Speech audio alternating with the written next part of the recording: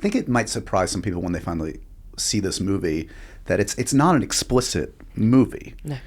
It's a very sexy movie. It's a very romantic movie, but there's almost no actual nudity in the film, if at all. None. Right?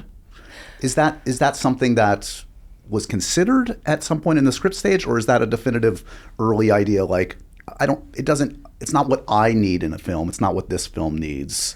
How did you get there? Well, Saltburn wasn't explicit either. And everyone but the thing is that the only nude scenes in Saltburn are when alone. So they are one actor, and one is about grief and the other is about joy. The sex scenes, you never see any nudity at all. And I don't think you ever see below the waist. I mean, you rarely see below the shoulders. Right. You know, the biggest erotic scene in that movie is between a man and a bathtub. Right. So when we talk about explicitness, it's sort of interesting because it's explicit because of what we're thinking.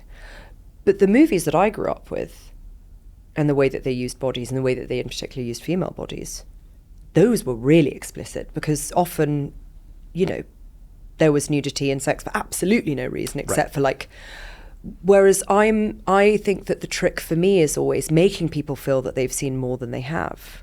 And so in that way, I think that, you know, Wuthering Heights is an extremely sexy book.